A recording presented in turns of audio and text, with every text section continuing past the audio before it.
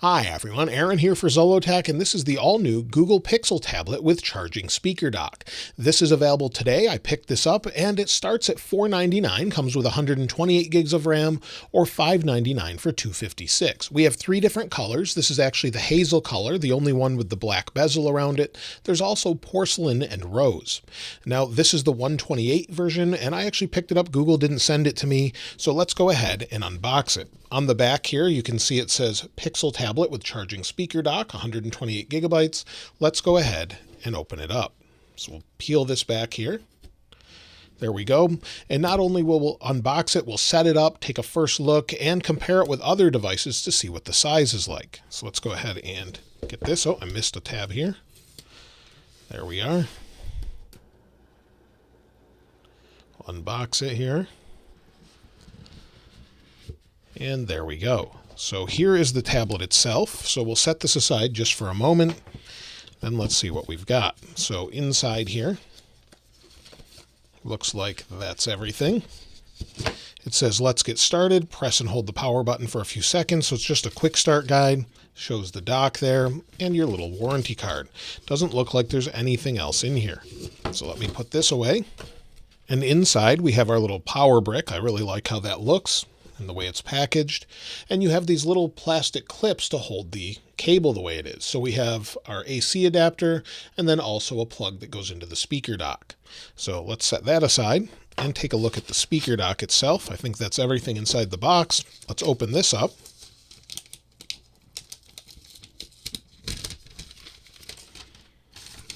And here's the dock. So this dock has sort of the same fabric on it that you're familiar with the Nest hubs. We have some pogo pins here. This is a rubbery soft texture here when you set down the tablet on it. On the bottom, it has a little G for Google. You have a little probably reset button here. And then on the back, you've got another G here and then your little plug for your AC adapter. It's not a Bluetooth speaker or anything. It just acts as a stand-in speaker when the tablet's on it.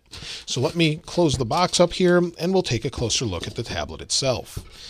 So we'll set this aside. There we go. And put the dock over here. And here's the tablet. So let's go ahead and open this up. It just sort of rips off like that. Looks like it's a pull tab. Let's see how we get this off without ripping it. There we go. It looks like we're going to have to rip this. There we go. So it comes out like that. And here's the tablet. Now it's a hazel color. It does not come in a black color. And it has more of a rose and then the white, which you're familiar with that you have on typical Google devices. So on the back, you can see here, this feels very nice. It feels extremely rigid. I thought this would flex a bit. It feels extremely rigid and it feels like it's aluminum. We have pogo pins on the back here. We have our camera. We'll talk about that in a moment. And then the G logo. On the I guess it would be the top here. We have our power sleep wake button, a volume rocker, and then we also have two microphones. On the other side, we have two speakers and then USB-C. This can be used for charging instead of the dock. On the bottom, it looks like it's just got two rubber feet to maybe stand it down when it's on the dock itself. And then on the other side, you have what looks to be a microphone and then again, two more speakers. So it actually feels very rigid. As far as a size comparison, let's compare it to some iPads quickly. This is the iPad Air 2 next to it. So that gives you an idea of size-wise. Width-wise, it's very similar. And thickness-wise, it's pretty thin, but not as thin as the iPad Air. As far as compared to the latest iPad, this is actually the latest iPad 10th generation. So size-wise, you can see here, if you've just seen these, just to give you an idea, again, it's a little bit narrower if you're standing it in portrait, and then it's about the same thickness overall. So very, very similar, and this feels way nicer than I thought it would. Now the power sleep wake button is also a fingerprint sensor. So we'll press and hold to turn it on here. Give it just a moment and wait for it to boot up here. So we'll give it a moment to boot up and let's see how long it takes. Pretty quick here. You'll see a nice animation we had. And there we go. Welcome to your Pixel tablet. And then we can set this up. Now, before we set this up, let's go ahead and take a look at the magnets at the back because it has the stand and it should need something to adhere to it. So I've got some magnet paper here. And so on the sides here, you can see the speakers. And then on the top, we've got some microphones here, maybe some more magnets for something else, maybe the case that goes on it. I don't have that. It wasn't available. And you can see all of the different magnets that hold it to this stand. It should actually line up to that. So if we move it over here, you can see the same magnets. Same is true on this side. So basically your magnets to hold it to the stand, and then your speakers and microphones. So let's move this out of the way, and let's adhere it to the stand here quickly. That went on pretty nicely. Let me show you. It's fairly strong. So let's see if I drop this. You could shake this off if you tried hard enough, but it's on there pretty good, and it just adheres like that. So you do have these rubber feet on the bottom, so it sits on the table, or if it bumps into something, I suppose. And to remove this, you'd actually need this. Well, it looks like, I'm not sure how they removed it in the videos from Google, but when you remove this, you can't just pick it up. It brings the stand with it. So you actually would have to tilt it, I suppose. So tilt it and remove it. I guess if you tilt it this way. Let's set the stand aside and let's get this set up. So we'll get started. And it says connect to Wi-Fi. Now it says getting your tablet ready. There we go. Copy apps and data. We'll hit next. We can use our old device. You need your Android or iPhone device. Turn it on and keep it unlocked. So let's do that. There we go. We'll hit next. It says find your old device's cable. And we'll hit next. It says no cable. Let's try that. Copy without cable. It says use your old device to transfer data wirelessly. We'll hit next, and it says checking info. So we'll give it just a second here. Now it says use your old device to transfer data wirelessly. We'll hit next, and it says checking info. It says open the Google app on your device. So we'll do that. There we go. We'll hit next. It says keep the Google app open, and then say set up your device, or type set up my device. So we'll just say set up my device. There we go. We'll hit next. And then hit next here.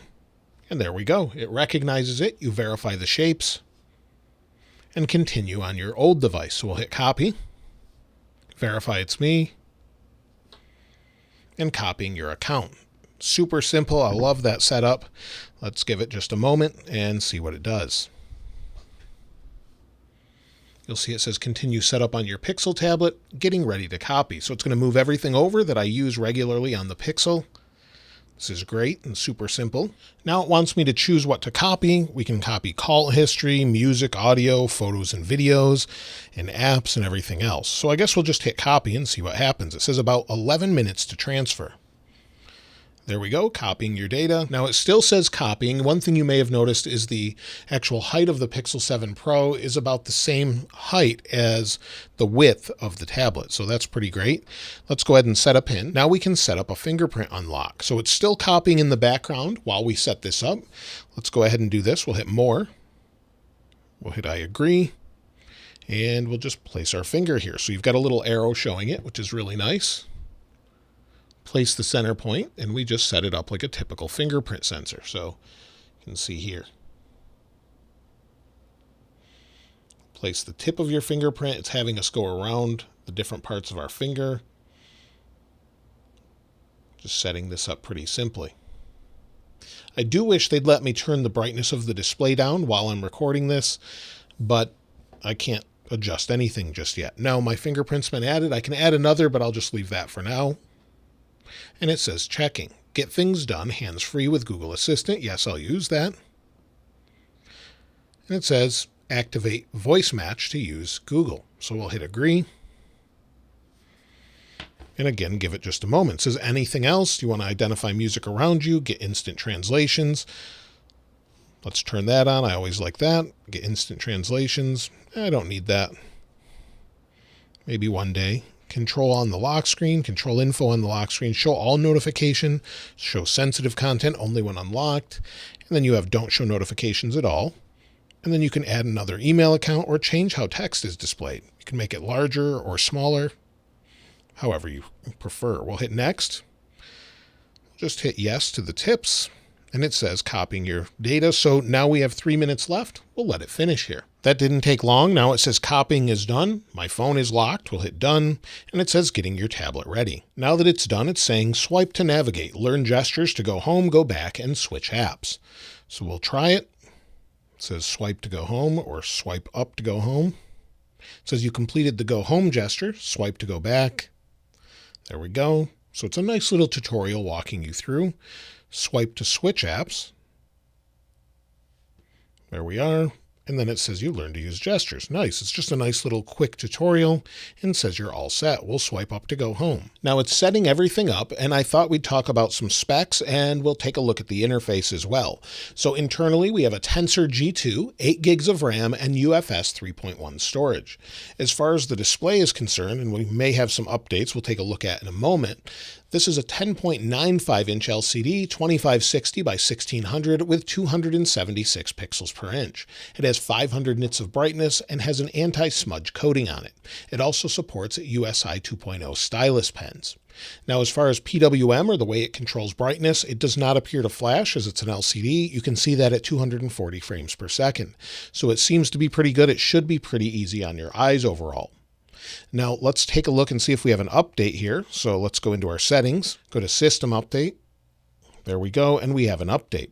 So let's get this installed just to give it a fair chance, see what it's like after it updates, and then we'll see what it's like. Currently, as far as the version it has Android 13 on it, and the current build ends in 028. Pixel Tablet finally finished updating. You can see we're on the June 5th update, so it's up to date as far as the Pixel features and also the Pixel feature drop. So this should have the emoji wallpaper. Of course, we should have the ones that come with the Pixel tablet as far as on the box and things like that. But if we go into change wallpaper, I don't see the emoji ones here just yet, but if we go into feathers, we can change it to the one that is on the box and use that if we'd like to. So we'll just set wallpaper, set home and lock screens. We can create cinematic wallpaper and everything else. So if we go home, you'll see it seems a little bit choppy at times, but it's super fluid typically, unless you're setting something that's a little bit different. Now, when it comes to the cameras, we have a forward-facing camera and a rear camera as well. And these cameras have the exact same specs as one another. And what that means is an 8 megapixel camera, f2.0 aperture, and 1080p 30 video. So if we go into this, spin this around here, go to video, go to our settings, you'll see there's not a whole lot as far as settings go. Basically what you would expect, only we don't have 4K video. So that part's a bit unfortunate. Let's spin it around. Go to video and just see a sample of this.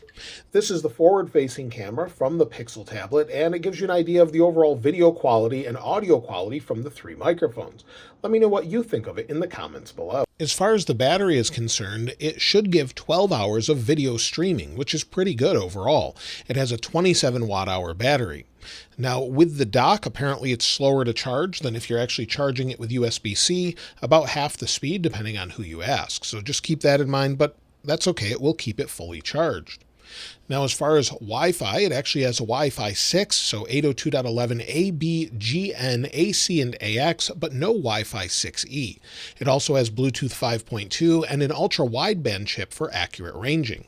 Now, it does get 5 years of Pixel updates, and as far as the overall interface goes, it's pretty familiar if you've ever used a Pixel or Android in general. Go into your app drawer, of course. If you want to open an app, of course, tap on it. Go into multitasking. It's here. If you want to do split view, you can, and just swipe different apps off the screen. You can clear all, or just go into things like we were in before with wallpaper and style. So it's very simple to use, and it actually is pretty fluid most of the time. So far, I've actually had Chrome crash on me once, but it seems to be working pretty well overall. As far as the overall display, it seems to be pretty good. Now, I went over the overall specs and everything else, but when watching video, it looks pretty decent. So if we go into one of my videos, and if we go into my video unboxing the Pixel 7 Pro, it looks good as you would expect. Not as good as maybe a mini LED display or OLED display, but it's pretty decent overall. Not really any complaints. I think your average user is not going to care as far as that goes. When it comes to the speakers, well, the experience should change from here to the dock. So let's go in and listen to some royalty-free music, just see what it's like here.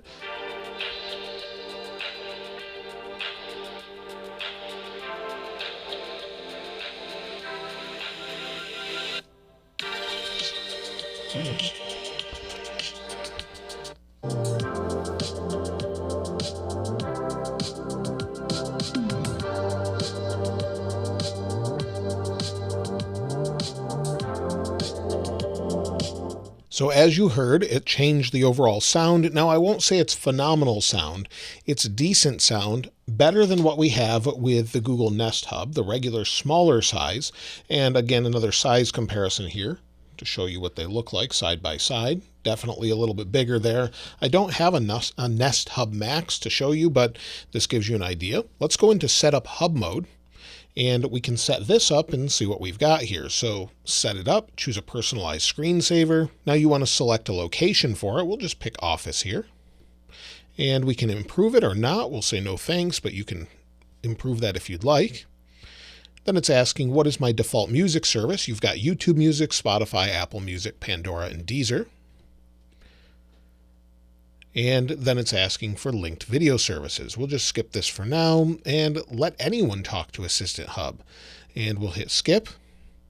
And it says Hub mode's almost set. We'll hit done and see what we've got. So if we go, we'll take it off the hub, put it back on, see if it makes a difference here. It starts charging, of course, and that's about it. If I lock it, of course, we've got some nice screensavers as we scroll through. We can just go through and see different art or different landscapes and more. So we'll stop on this one. And then we can use keywords, of course, with it. So you could find recipes, what the weather is. Hey, Google, what's the weather today? And you'll see it has a nice visual representation of the weather, a nice animation there showing what it's like. So that's great. It's basically a home hub. You want to grab your tablet on the go, maybe watch some videos. Let's see if we can swipe home. Wants me to unlock it, and we're in. So really nice so far. Of course, I'll have to use it for a while to see what it's like. But if there's anything else you want to know about this, I'd love to hear from you in the comments below. It is a little expensive if you're just going to use it as a home hub. You may want to go for the Home Hub Max or the Nest Hub Max instead of this. But if you want a tablet also, I do think it would be great with a case. I wasn't able to get the case, but maybe a keyboard case or something else would be great. But so far, it's nice to use, looks pretty good, and won't bother your eyes if you're sensitive to PWM, it seems. Let me know your thoughts about the Pixel tablet in the comments below. I almost called it Pixel Hub. Let me know what you think about this, and if I can find these wallpapers, I'll link them in the description like I normally do. If you haven't subscribed already, though, please subscribe, and if you enjoyed the video, please give it a like. As always, thanks for watching. This is Aaron. I'll see you next time.